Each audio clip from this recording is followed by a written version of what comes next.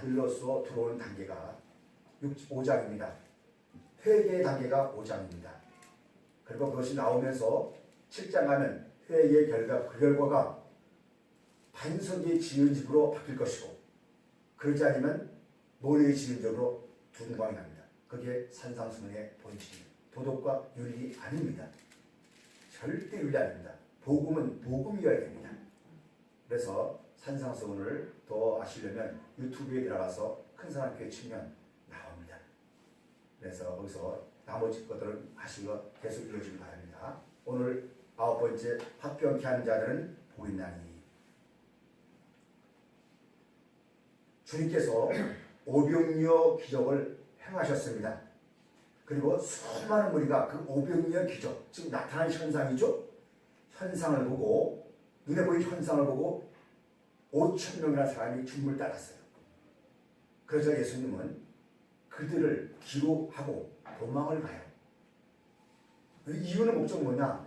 5,000명이 더 되는 사람이 예수를 따른 것은 예수님을 세상 임금 삼고자, 무슨 임금요? 세상 임금 삼고자 예수님을 잡은 거예요. 예수님은 세상 임금이 아니다. 세상에는 너희들이 필요한 걸 주는 사람들이 많다. 나는 너희들이 필요한 걸 주는 것이 아니다.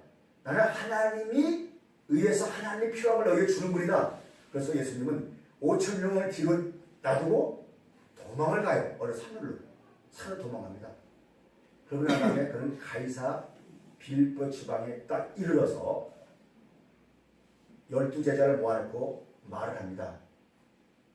제자들이요, 저기 지금 5,000명, 저 수많은 우리가 나를 따르는데 저들이 나를 어떤 것을 보고 따르냐?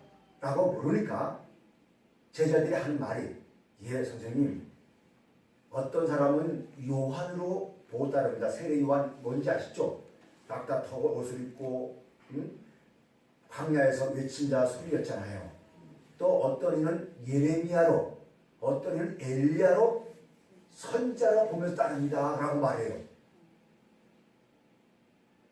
그러니까 그들은 예수님 따르는 목적이 세례 요한, 엘리야, 또 예레미야, 선지자의 한 사람을 보고 우리의 필요한 걸 주는 분으로 알고 우상을 따를 때 예수님은 또 말합니다. 그러면 저 5,000명 수많은 더 다수의 사람은 그렇게 보고 나를 따르는데 너희들은 지금 저도 똑같이 보고 똑같이 다 함께 봤는데 나를 어떤 사람으로 보고 따르냐? 라고 말했더니 그 열정을 가진 베드로가 하는 말이, 주는 그리스도이시오 살아계신 하나님의 아들입니다라고 그 신앙 고백을 해요.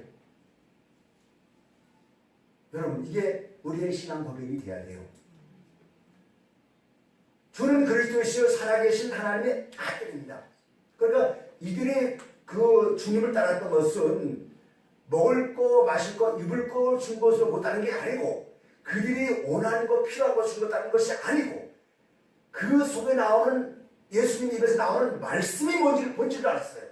그 나오는 말씀을 보고 그 예수님의 그 현상은, 예수님이 드러나는 현상은 목수의 아들이요, 배움이 없잖아요, 외모가 없잖아요.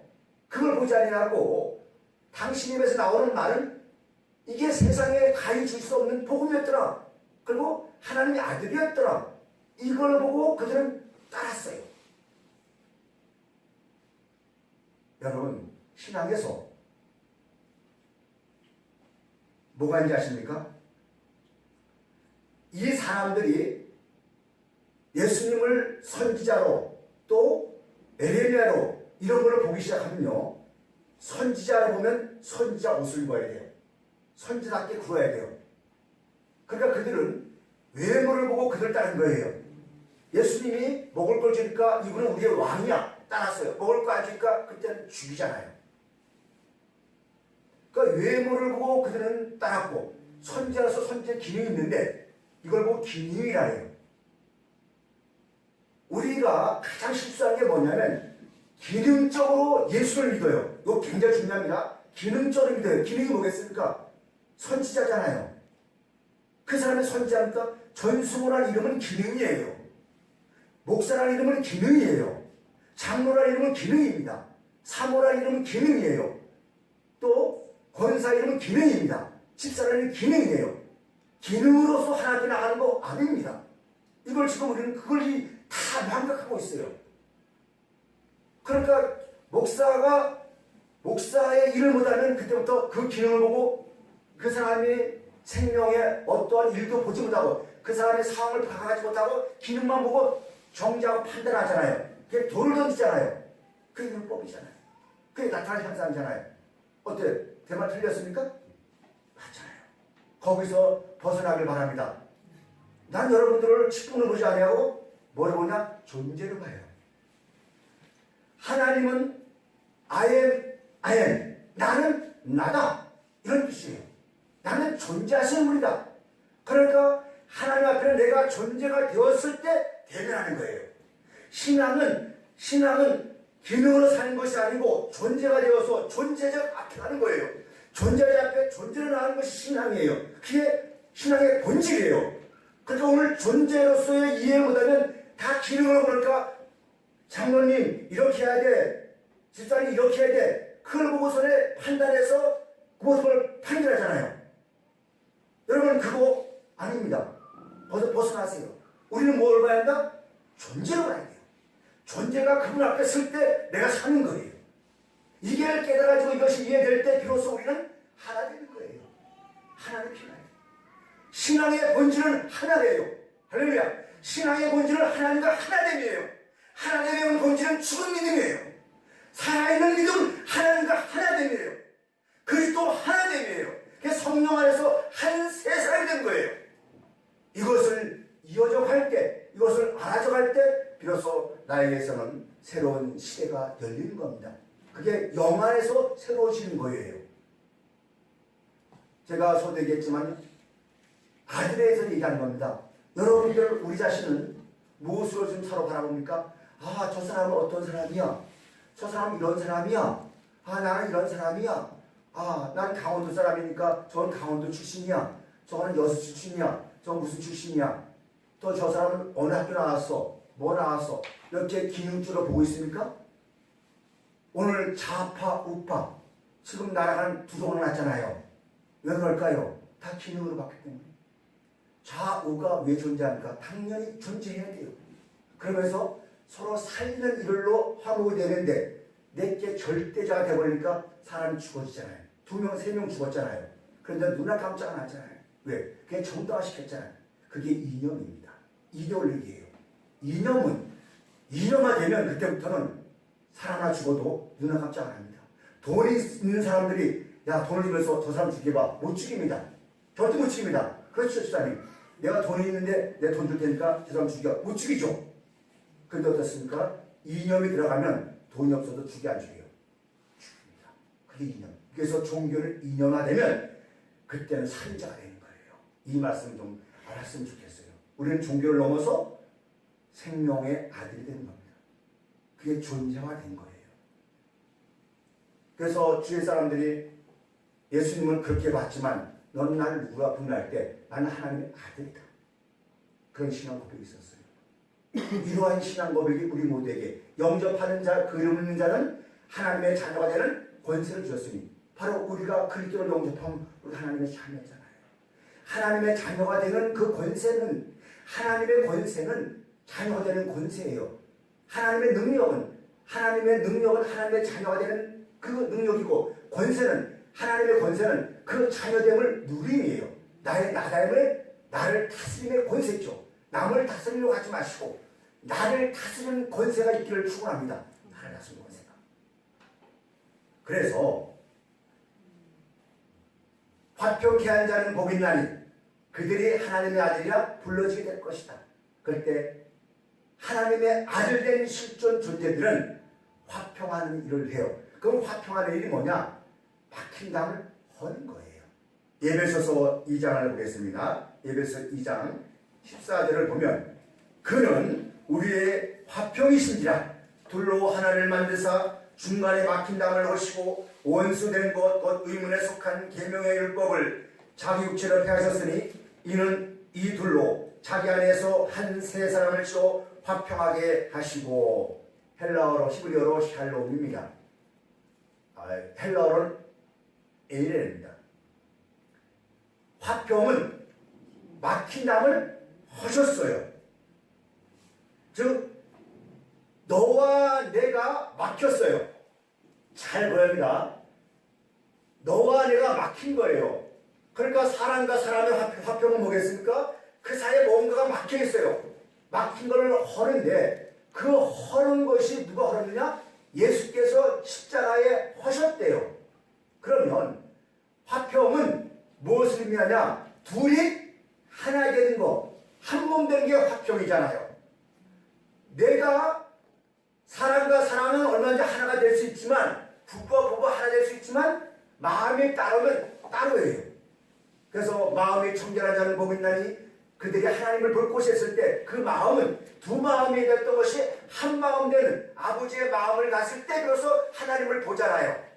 그러듯이 화평은 무엇을 주고 무엇을 하고 이런 그것이 아니고 무엇이었습니까?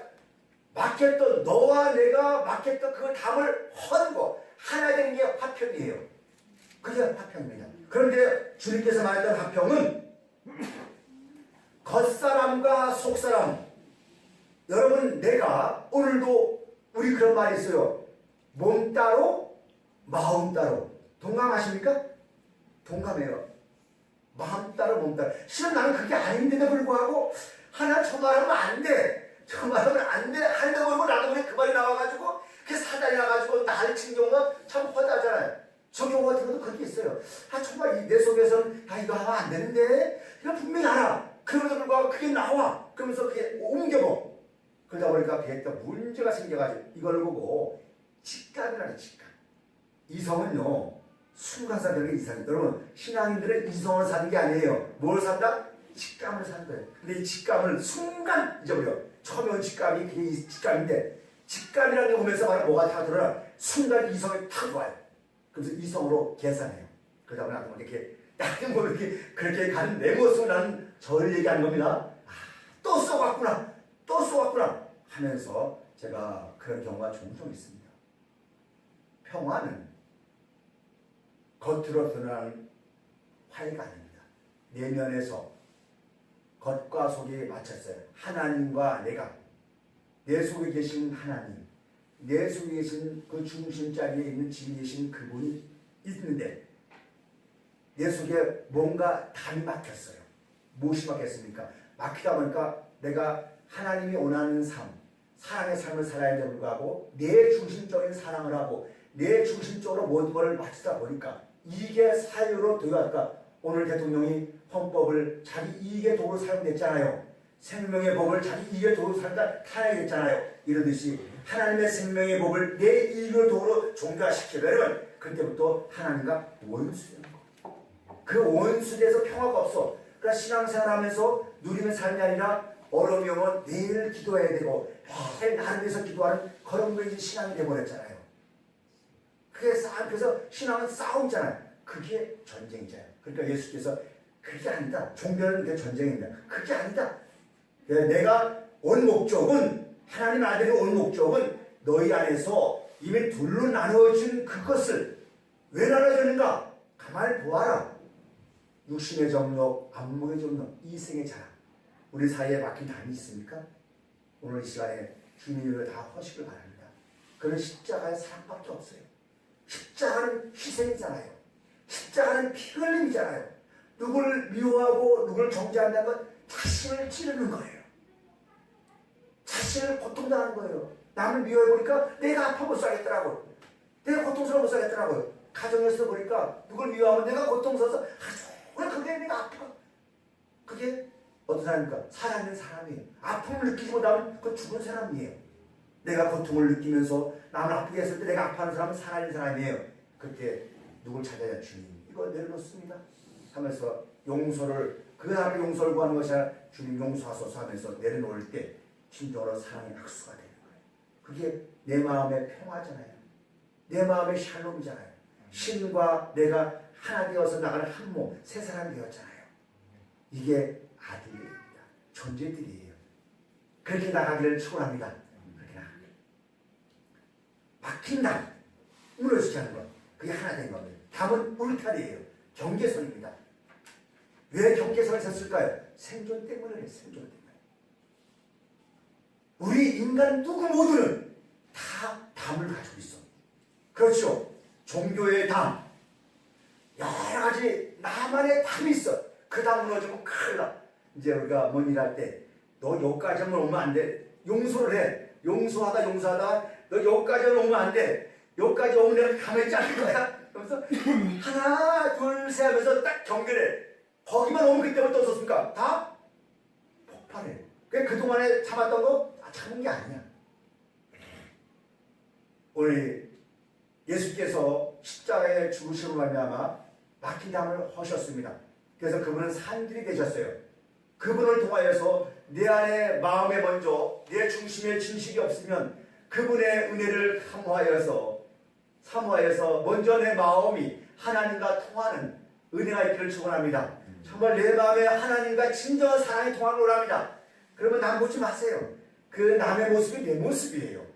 그렇기 때문에 그것이 바로 하나님의 아들들의 모습입니다. 내가 평화할 때 남도 평화한 거예요. 그렇잖아요. 참 하나님의 아들 된 것, 막힌 담을 헌 것. 그래서 누가는 이런 말을 해요. 이 막힌 담을 산으로 비유했어요. 산으로. 누가복음 1장에 보면, 2장에 보면 그분이 오시면 높은 산이 무너지고 낮은 산이 낮아지고 골짜기에 메워진대요. 우리는 각자마다 다 산이 있어요. 자기만의 산이 있어요. 자기만의 쌓은 아성이 있어요. 근데 종교의 아성, 기도의 아성, 지식의 아성, 돈의 아성, 각자마다 자기만이 가지고 있는 아성이 있어요.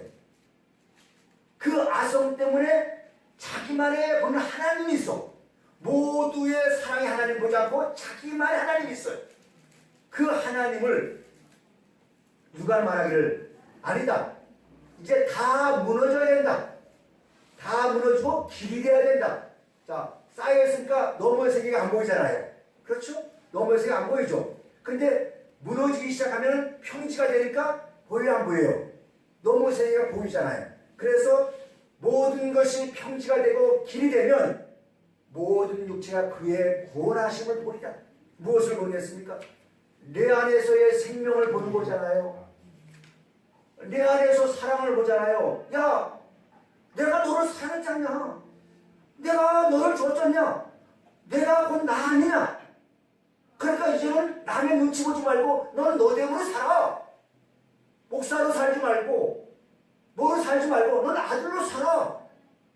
그게 나의 나됨이잖아요. 여러분의 나됨을 사세요. 누구 눈치 보지 마세요. 종교에 눈치 보지 마시고 나됨을 표현하세요. 그것이 진리잖아요. 그게 진리잖아요. 정말 이해되십니까? 이해되십니까? 모든 육체가 그의 구원하심을 보리라. 우리 마음속에는 각자마다 지식의 담이 있어요. 각자마다 그것이 내 마음 속뿌리까지 다 잡혀있어요. 요나가 땅속에서 고래 뱃속에 들어가서 기도할 때 이렇게 기도합니다. 하나님, 내가 높은 산 꼭대기가 내려서 땅뿌리까지 내가 뻗쳤나이다 하면서 회개를 해요. 그것이 이 산에 보는 것이 아니라 내 마음이 그렇게 모든 걸 차가지고 그래 살았나이다 라고 외치기 시작하면서 회개하니까 그래서 그런 인의 땅을 탁 토해하면서 새로운 자가 되었잖아요. 그게 하나님 아들들의 모습입니다. 여러분, 신앙은 딱 둘입니다. 불법의 아들로 살 것이냐, 하나님의 아들을 됨으로 살 것이냐, 둘입니다. 주님은 말합니다. 그는 우리의 화평이신지라. 둘로 하나를 만드사 원수된 것을 자기 중간에 막힌 담을 자기 육체를 폐하되어 15절 법정으로 된 계명으로 율법을 폐하였으므로 이는 이 둘로 자기 안에서 한 사람을 주고 새 사람을 주고 그러니까 화평을 뭘 만든 거예요? 새로운 사람을 만든 거죠. 그러니까 하나님의 아들은 어떤 사람이에요? 옛사람이 죽어지고 새 사람 만드는 그 일을 하는 사람이 누구의 아들들이다? 하나님의 아들들이다. 그 일들 우리 했으면 좋겠어요. 옛사람이 죽어지고 옛사람 뭐겠습니까? 과거에 전에 있었던 것. 나는 어느 집 출신이야? 무엇이야? 무엇을 배웠어? 무엇을 배웠어? 잘 보세요. 사람에게는 의식이 있어요. 동물적 의식이 있고 사람의 의식이 있어요. 하나님은 의식의 세계입니다. 의식이 깨어날 때 비로소 그 사람은 의식이 죽으면요 무덤덤하게 세상을 살아가요. 그냥 물을 듯이 가요. 그럼 깨어있는 자는 어떻습니까? 그 삶을 현시에 흐르는 삶을 어떻게 해요? 현시에 흐르는 삶을 거슬러요. 연어가 안락해서 거슬러 어떤 기천하듯이 모천으로 돌아가듯이 거슬러 사는 것이 의식 깨어있는 자예요. 그러니까 거친 물살 뜯고 나다니 얼음이 와나네. 아프죠. 힘들죠. 그게 깨어있는 자들이에요. 그런데 그 깨어있는 의식한 자들이 현실적으로 힘들지라도 다음 세대 때 그게 간 길이기 때문에 그를 따라온 사람들이 많은 거예요. 예수님은 율법의 의식을 벗어던지고 생명의 의식 속에서 아들된 의식이 돼가지고 그 시대 종교인들이 핍박할 때 그는 다 그걸 거슬렸어요. 단 한 분이 그분이 거슬렸어요. 그러다 보니까 그는 죽어야 했어요. 그러나 그의 의식 속에 사람 깨어난 자가 되었으니 깨어난 자의 보루가 되었으니까 오늘 수많은 사람들이 그 길을 갔잖아요. 우리 그런 아들들을 축원합니다. 그런 자가 되어야 돼요. 그게 의식세계예요. 깨어난 자 기도해서 주여 깨어서 기도할 주여 그런 기도하지 마시고 그러다 기도 안 하면 안 됩니다. 그런 기도에 낮은 동물적 의식에 사람이지 마시고 하나님의 말씀이 살아온 능력이 있어서 내 애고된 마음을 깨어나게 만들게 하셔서 아들의 삶이 무엇인가를 진실로 물으면서 그것이 나에게 합당하지 않냐고 하나님의 뜻이라면 그 물결을 거슬려가는 영혼의 삶이 되길 바랍니다. 그게 아들의 삶이에요. 종교의 삶을 벗어던지는 거예요. 그게 자유자의 삶이요 독수리의 삶입니다. 그러기 위해서는 수위에서 수많은 말들이 들어올 수 있어요. 어려울 수 있어요. 그래도 거기에 우리가 연연하지 말고 이제는 하나둘 모여서 물방울이 하나둘 모여서 시냇물이 되고 강이 되고 바다가 되듯이 여러분들의 그런 의식이 깨어나서 새롭게 살게 되어서 하나둘 되어서 하나님 나라를 실현하는 여러분들을 축원합니다. 그게 아들이에요. 아들입니다. 깨어있는 자 되시길 바랍니다. 때가 가까이 깨어나니까 무슨 일 정말 때 그렇게 성경 푼 거 아닙니다. 내 의식이 깨어나지 않으면 보질 못해요. 깨어난 자만의 보는 세계가 있잖아요. 깨어난 자의 보는 세계는 자기 마음 안에서 보여준 생명의 세계입니다. 다른 세계 아니에요. 사랑의 세계입니다. 그 세계 보지 못하면 날마다 자존심이에요. 우리가 이렇게 거듭나는 저들 됐으면 좋겠어요. 이건 저보고 하는 소리입니다. 저보고 하는 소리. 이제는 긴 잠에 들어왔더니 좀 깨웠더라. 그러다 보니까 그렇구나. 의식이 이제는 깨워서 그 의식 자리 하나님의 마음. 그래서 의식이 깨어나려면 의식이 깨어난 자를 만나야 돼요. 나보다 더 높은 자를 만나야 돼요. 휴식으로 되어진 세계 아닙니다. 휴식이 있다 할지라도 의식이 낮은 자들 많아요. 동물적으로 간 사람들이 많아요. 그 한계가 많잖아요. 자기 의지에 갇혀서 살잖아요. 의식에 갇혀서. 그러다 보니까 자기를 못 보잖아요. 어떻게 누구 얘기하는 것 같아요? 내 얘기 안 같죠? 우리 이제 새로운 의식이 깨어나서 새로운 세상으로 도약하는 여러분들을 축원합니다. 축원합니다. 우리 평화는 예수 안에서 에베소 2장 20절 다시 한번 보겠습니다. 2장 20절 같이 읽어봅시다. 평화는 뭐냐? 읽어봅시다. 시작. 너희 하나님의 권속이라 너희는 사도들과 선자들의 터위에 세우심을 입은 자라. 그리스도 예수께서 친히 모퉁이 돌이 되셨느니라. 그의 안에서 건물마다 서로 연결하여 주 안에서 성전 되어가고 너희도 성령 안에서 하나님이 거하실 처소가 되게 하여 예수 안에 함께 지어져 가느니라. 평화는 예수 안에서 하나님이 거하시는 성전으로 지어져 가는 것이 진정한 평화입니다. 그게 하나님 말하시는 평화여 아들이 그 일을 행하는 겁니다. 그래서 교회는 하나님의 아들이 살아있는 에클레시아. 그래서 우리가 해야 할 일들, 우리가 기능이 있는 우리는 하나님의 살리는 기능이 있는 자들은 복음을 통하여서 아직도 하나님을 모르는 그들에게 내면에 생명의 자리가 있다는 것을 깨닫게 하시고 그 안에서 하나님과 하나 되어서 사랑으로 서로 끈을 이어가는 것이 평화. 그 평화를 이루는 것이 하나님의 아들들의 삶이라는 겁니다. 그 일들 이루는 우리가 되었으면 좋겠어요. 그 일을 하다 보면 어려움이 올 때도 있겠죠. 눈물이 날 때도 있겠죠. 그때 아픔 올 때 사람 앞에서 한류하지 마시고 그분 앞에 오는 저와 여러분 됐으면 좋겠어요. 사람 앞에 인정받으려다 보니까 아프더라고요. 이제는 우리가 성숙된 단계로 올라갔으면 좋겠습니다. 성숙된 신앙의 단계를 넘어가서 이 문제를 통해서 내가 아들이니까 당연한 거야. 그리고 한 사람이라도 영 안에 들어와서 같이 말씀의 교제로 나누어질 수만 있다면, 말씀으로 서로 열려져서 말씀으로 서로 말씀만 나눌 수만 있다면 나는 희생하리라. 나는 희생하리라. 나는 희생하리라. 아멘. 아멘. 그러한 결단의 믿음이 있기를 축원합니다. 아멘. 희생 없이는 어찌 나라가 변화되겠습니까? 희생 없이는 어찌 우리가 변화되겠습니까? 아픔 없이는 어찌 변화되겠습니까? 아픔을 싫어하면 결국은 그 자리에 주저앉습니다. 우리는 그 아픔을 통하여서 새롭게 치유하여서 아버지의 나라, 세상 나라가 주의 나라가 되어서 주가 다스리는 그 나라가 있기를 신앙합니다. 그 나라를 우리는 이끌어가기를 원합니다. 하나 됐든 오늘 우리 시대가 안 될지라도 다음 시대 또 이럴지라도 오늘 그 일을 해서 우리 모두 애쓰는 저와 여러분들을 축원합니다.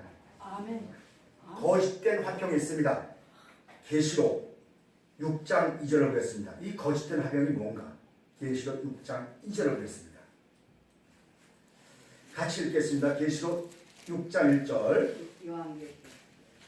여기 나와 있습니다. 내가 보매 이에 내가 보니 흰말이 있는데 그 탄 자가 활을 가졌고 멸관을 받고 나아가서 이것도 이기려고 하더라. 계시록 6장에 대한 이야기는 세상 이야기도 있고 종교간의 겉과 속의 실상을 이야기합니다. 이 계시록 잠을 풀어버리면 정말 큰일 납니다. 그런데 이 6장에서 첫째 일을 떼니까 그 첫째 일 속에서 흰말이 나오고 그 흰말은 손에는 뭐가 있냐? 활과 뭐가 있어요? 멸관이 있어요. 그 사람이 활을 왜 가지느냐? 멸관을 뺏기 위해서. 멸관 영광잖아요. 취한 거잖아요. 그러니까 활을 통해서 뭐를요? 멸관을 뺏기 위해서 활 가지고 계속 이기려고 그래. 뭘 얻으려고 계속 이기려고 노력을 해. 자기 노력이죠. 이기려고 하더라. 현재 진행형이잖아요. 그러니까 뭐예요? 현재 내가 지금 신발을 타고 뭔가 좀 노력해서 뭘 챙기려고 하잖아요. 그게 종교입니다.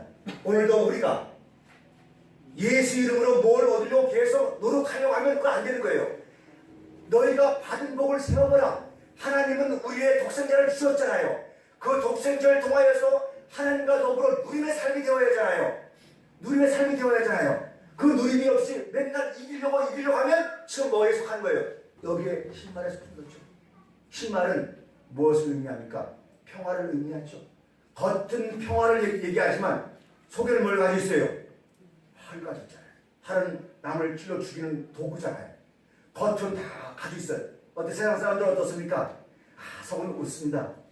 제가 늘 얘기하지만 특히 전도하는 분들 중에서 여호와의 증인가 이름만 칭하면 안 되지만 보에서 첫 번에 올 때 문을 두들 때는 그래 안녕하세요. 아주 겸손해. 정말 겸손해.